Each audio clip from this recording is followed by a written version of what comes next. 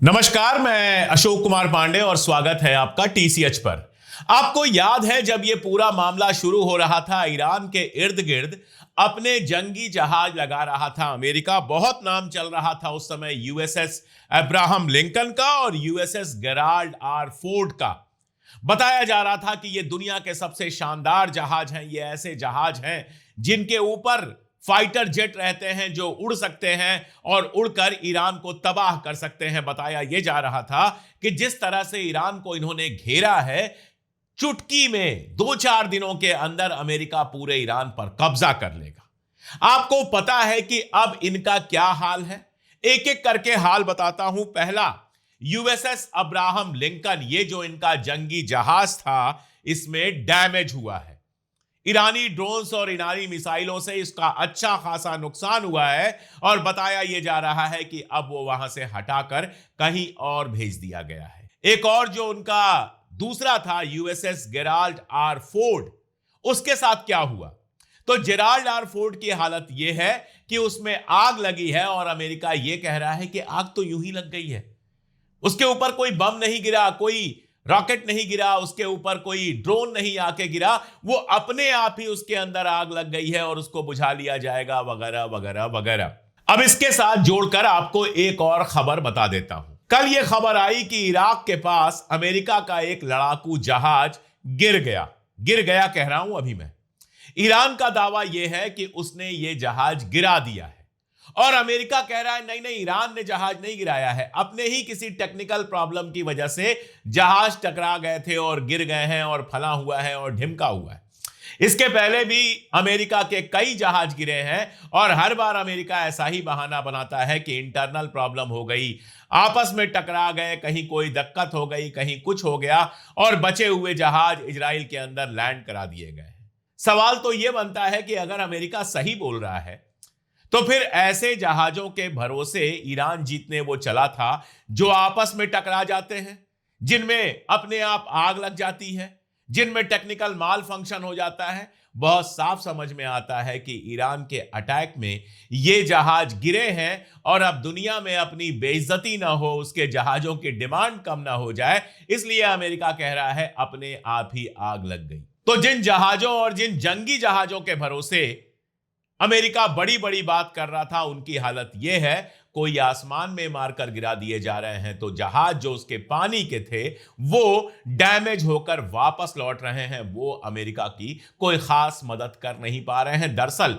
Iran ने जो सबसे बड़ा काम किया है इस पूरी जंग में, वो टेक्निकल जो इनकी सुप्रीमेसी थी कि हमारे पास दुनिया के सबसे शानदार हवाई जहाज हैं, फाइटर जेट्स हैं, जंगी जहाज पानी के हैं, दुनिया के सबसे बड़े, इनसे कोई टकरा नहीं सकता। हमारे पास एयर डिफेंस ऐसे हैं कि कोई मिसाइल, कोई रॉकेट इनको पार नहीं कर सकता। ये जो इन्होंने पूरा एक माहौल बनाया था इजराइल और अमेरिका ने, इस माहौल को पूरी तरह से तोड़कर बर्बाद कर दिया है ईरान ने। मैं आपको हारिस की एक खबर दिखाता हूं। हारिस इजराइल का अखबार है। यह अखबार क्या कहता है? यह कहता है कि 11 इरानियन क्लस्टर मिसाइल पेनिट्रेटेड, यानी ईरान की 11 क्लस्टर मिसाइलें, ये सारा जो इनका पेट्रियाट और आयरन डोम और जाने क्या क्या है, इस पूरे एयर डिफेंस को भेद करके, इस पूरे एयर डिफेंस को पार करके इजराइल तक पहुंची। इसमें से हर एक ने 70 बम गिराए और ये बम सेंट्रल इजराइल में यानी तेल अवीव के आसपास या तेल अवीव के अंदर गिरे। मतलब आप अंदाजा लगा लीजिए, 11 ईरानियन मिसाइल्स गई, ये सारी की सारी क्लस्टर मिसाइल थी। एक में 70 बम थे, यानी 770 बम कल के कल गिरे हैं सेंट्रल इजराइल पे। ये मैं किसी ट्वीट के दावे से नहीं कह रहा, ये हारिस जो वहां का अखबार है उसकी दी हुई खबर दे रहा हूं आपको, जो इजराइल में बैठकर इसको रिपोर्ट कर रहा है। यहां तक कि जेरूसलम पोस्ट और टाइम्स ऑफ इजराइल जैसे जो बिल्कुल सरकार भक्त अखबार हैं, वो भी इस तरह की खबरें देने लगे हैं कि शार्पनल गिरा, नुकसान हुआ, इतने लोग घायल हुए। मरने की खबर वो नहीं बता रहे हैं क्योंकि जब तक इजराइल गवर्नमेंट कंफर्म नहीं कर दे वो मरने की खबर नहीं बता सकते। दरअसल ये पूरा वार जो चल रहा है वो सेंसर के सहारे चल रहा है। हर जगह सेंसर है। इजराइल में अगर कोई वीडियो बनाकर लगा दे तो 5 साल तक के लिए जेल में जा सकता है। यूएई से खबर यह है कि कई लोगों को, जिसमें 60 साल का एक ब्रिटिश टूरिस्ट भी शामिल है, 2 साल के लिए जेल में डाल दिया गया है क्योंकि ईरानी मिसाइलों की उन्होंने तस्वीर ली थी, वीडियो बनाई थी। यह सब इसलिए है ताकि जो नुकसान हो रहा है उसकी खबरें बाहर ना आ सके। खबर तो यह भी है कि यूएई में आज कुछ जो फाइनेंशियल इंस्टीट्यूशंस हैं उनकी बिल्डिंग पर हमला हुआ है। क्योंकि मेरे पास कोई कंफर्म खबर दुबई से आई नहीं है, दुबई ये खबर देगा नहीं देगा मैं नहीं जानता, लेकिन यह खबर है कि दुबई के फाइनेंशियल इंस्टीट्यूशंस पर भी हमला हुआ है। खैर, बात हम इजराइल की कर रहे थे, इजराइल पर ही फिलहाल रहेंगे थोड़ी देर। तो इजराइल पे कल 770 बम सेंट्रल इजराइल पे गिरे हैं। आप समझ सकते हैं कि जिस शहर पर 770 बम गिरे होंगे वहां क्या असर हुआ होगा। लेकिन इंटरनेशनल मीडिया और ज्यादातर इजरायली मीडिया से यह खबर गायब है। ज्यादातर इंटरनेशनल मीडिया में आपको खबर दिखाई देगी वही जो अमेरिका चाहता है, यानी कि यह दावा कि उसके जहाज अपने आप गिर गए, उनको नींद आ गई थी, वो सो गए थे, झपकी लग गई थी, थक गए थे पायलट, कुछ भी बहाना बना सकता है वो, और जहाज गिर गए थे। उसको यह बताने में शर्म आ रही है कि ईरान ने अब तक उसके 10 से ज्यादा जहाज गिरा दिए। यह फिलहाल कंडीशन है। यह आपको पता ही है, मैं बता ही चुका हूं कि अमेरिका बार बार यह कोशिश कर रहा है कि सीज फायर हो जाए, लेकिन ईरान ने अपनी शर्तें रखी हुई हैं। शर्तें मैं बहुत डिटेल में आपको बता चुका हूं। पहली बात तो यह कि हमारा लेजिटिमेट राइट्स आप मानिए, हमारे ऊपर से सैंक्शंस हटाइए।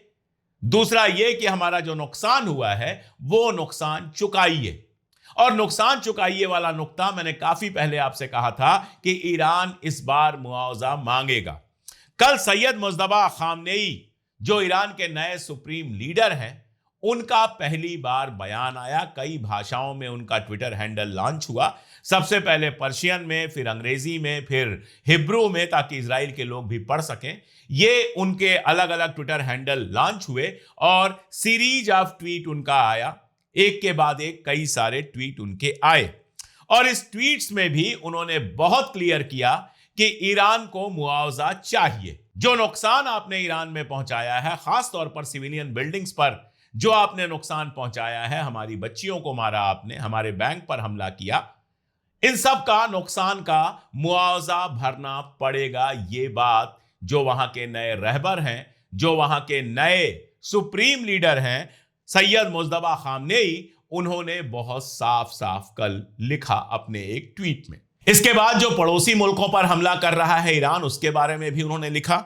उन्होंने लिखा कि कई सारे मिलिट्री बेस हमारे खिलाफ यूज किए गए, और हम जानते हैं चाहे वो बहरीन का मिलिट्री बेस हो, चाहे कतर का मिलिट्री बेस हो, और कई सारे मिलिट्री बेस, कई लोगों का कहना है कि दुबई के मिलिट्री बेस का भी यूज किया गया। तो उनका कहना है कि चूंकि हमारे खिलाफ ये बेसेस यूज किए गए, इसलिए हमने उन बेसेस पर हमला किया। जाहिर सी बात है, यह बात ईरान जो पहले दिन से कह रहा है, उसी बात को मुज्तबा खामनेई दोहरा रहे हैं। और साथ में उन्होंने जो कुछ कहा उसको अगर एक लाइन में कहना हो तो हम ये कह सकते हैं कि मुज्तबा खामनेई ने यह बिल्कुल क्लियर कर दिया कि ईरान इस जंग को जारी रखेगा।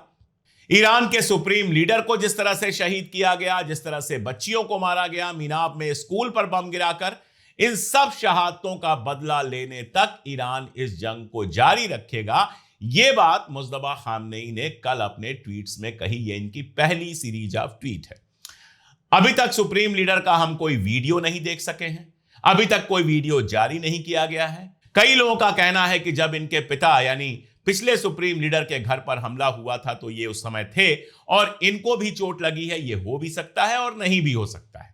मेरे पास जो सोर्सेज हैं वो बताते हैं कि नहीं, वो बिल्कुल ठीक है, लेकिन सोर्सेज हैं, कितने सही हैं कितने नहीं, और खास तौर पर जंग के टाइम में ये बता पाना बहुत मुश्किल है। एक दूसरी वजह यह हो सकती है कि वो किसी तरह का खतरा ना उठाना चाहते हो, अपनी लोकेशन किसी भी तरह से शेयर ना करना चाहते हो, ताकि इजराइल या अमेरिका उनके लोकेशन का पता लगाकर उन पर हमला करके उनको खत्म ना कर दे। ऐसे टाइम पर ईरान अपने दूसरे सुप्रीम लीडर को कतई खोना नहीं चाहेगा, इसीलिए शायद उनकी लोकेशन बिल्कुल सीक्रेट रखी गई है और इसीलिए वीडियोस लगातार सामने नहीं आ रहे हैं। ट्वीट्स पहली बार आए हैं और हम उम्मीद करते हैं कि लगातार ट्वीट उनके आते रहेंगे। कल एक और ट्वीट बहुत मजेदार आया और वो आया हमारे भारत के वजीर आजम, प्रधानमंत्री, प्राइम मिनिस्टर नरेंद्र मोदी जी का। हम जानते हैं कि ईरान से जब से लड़ाई शुरू हुई है, 10-12 दिन हो गए, नरेंद्र मोदी जी ने इस लड़ाई पर एक शब्द नहीं कहा। नरेंद्र मोदी जी के जो ट्वीट आए वो अरब मुल्कों के लिए आए, सऊदी के लिए आए, यूएई के लिए आए, बहरीन के लिए आए, कतर के लिए आए, इन मुल्कों के लिए ट्वीट आए और बेसिकली ये ईरान की मजम्मत के ट्वीट थे। ये ऐसे ट्वीट थे जिसमें कहा गया कि आपके इलाकों पर जो हमला हुआ है हम उसकी मजम्मत करते हैं। इसके पहले वो आप जानते ही हैं इजराइल गए थे और इजराइल में वो खड़े होकर कह आए थे हम इजराइल के पूरी तरह से साथ हैं। इसके बाद हुआ ये कि जब स्ट्रेट ऑफ होर्मुज को बंद कर दिया गया तो स्ट्रेट ऑफ होर्मुज के बंद होने से भारत की जो जहाजें हैं वो भी बंद हो गई। भारत में गैस की किल्लत दिखाई दे रही है, ब्लैक में गैस मिल रहा है, कई जगह पर इस तरह की खबरें आ रही हैं। अलग अलग शहरों से खबरें आ रही हैं कि लोग लंबी लंबी लाइन लगाकर खड़े हैं और इसकी पुष्टि तब हुई जब गवर्नमेंट ने बाकायदा एस्मा लगाया। इसके पहले जो कमर्शियल गैस होती है, होटलों के लिए मिलती है, दिल्ली, बैंगलोर और मुंबई में वो कम से कम बंद कर दी गई, बाकी जगहों पर भी शायद बंद कर दी गई है।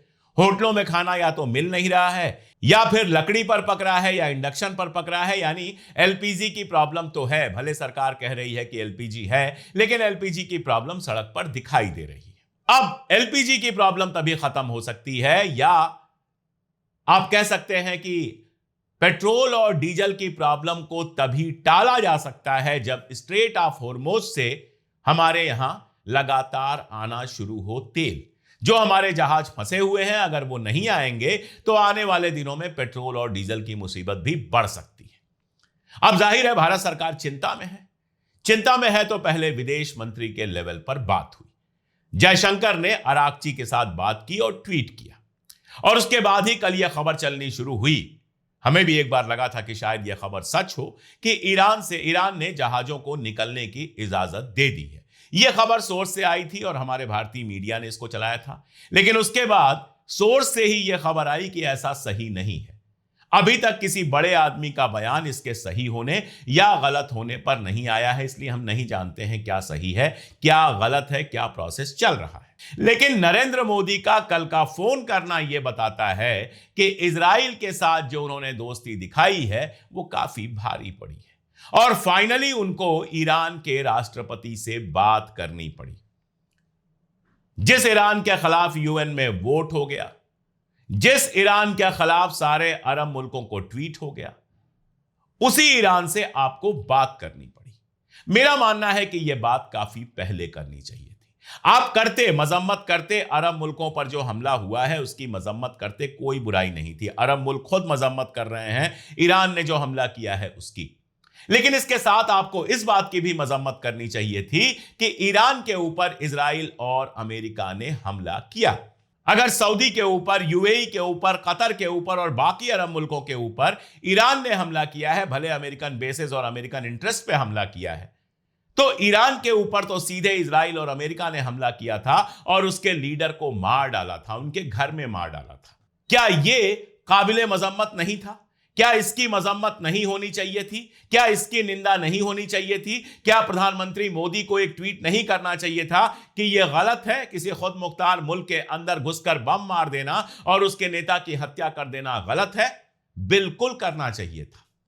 और अगर ऐसा तब नरेंद्र मोदी जी ने किया होता तो स्ट्रेट ऑफ होर्मुज में हमारी जहाजों को नहीं रोका गया होता। और अगर स्ट्रेट ऑफ होर्मुज में हमारी जहाजों को नहीं रोका गया होता तो ना तो एलपीजी की किल्लत होती और ना ही पेट्रोल डीजल की कभी कोई किल्लत होती। ईरान हमें दोस्त मानता रहा है, ये कोई नई बात नहीं है। कल भी जो उन्होंने ट्वीट किया है वो बहुत गौर से पढ़े जाने की जरूरत है। उन्होंने लिखा है, express deep concern over the escalation of tensions and the loss of civilian lives as well as damage to the civilian infrastructure. यानी ईरान के अंदर जो शहरियों की हत्या हुई है और शहरी इमारतों को तोड़ा गया है, उस पर उन्होंने दुख व्यक्त किया। लेकिन आयतुल्लाह अली खामनेई की जो हत्या हुई है, उस हत्या पर अभी भी उन्होंने एक लफ्ज नहीं बोला है। नुकसान कौन पहुंचा रहा है यह भी उन्होंने नहीं बोला है, लेकिन कोई बात नहीं। जब वो अरब मुल्कों में हुए हमले की मजम्मत कर रहे थे तब भी उन्होंने ईरान का नाम नहीं लिया था, इसलिए मुझे नहीं लगता है कि इससे कोई दिक्कत होनी चाहिए। लेकिन ये जो पूरी बातचीत है ये साफ बताती है कि ईरान से भारत ये कह रहा है कि भाई स्ट्रेट ऑफ होर्मुज से हमारी जहाजों को आने दो, और ईरान अभी तक अड़ा हुआ है कि आप तो अमेरिका और इजराइल के अलाई बन गए थे, हम आपको दोस्त कैसे माने और कैसे इन जहाजों को आने दें। और इस समय भारत सरकार ने 3 मंत्रियों की एक कमेटी बनाई है।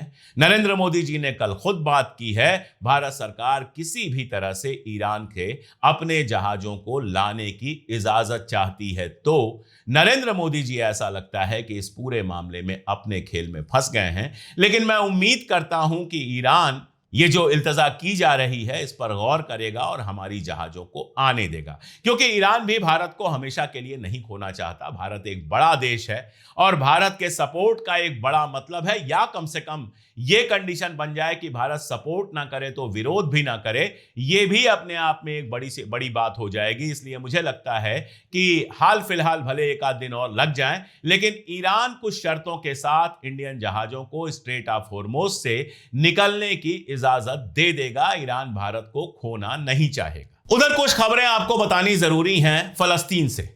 गजा के ऊपर बम गिराया फिर से नेतन्याहू ने, लेकिन इससे बड़ी खबर यह है कि गजा के अंदर जब से सीज फायर लागू हुआ है उसके बाद पहली बार हमास ने एक मिलिट्री परेड किया है। आपको मैं बता चुका हूं हिजबुल्लाह लगातार हमला कर रहा है।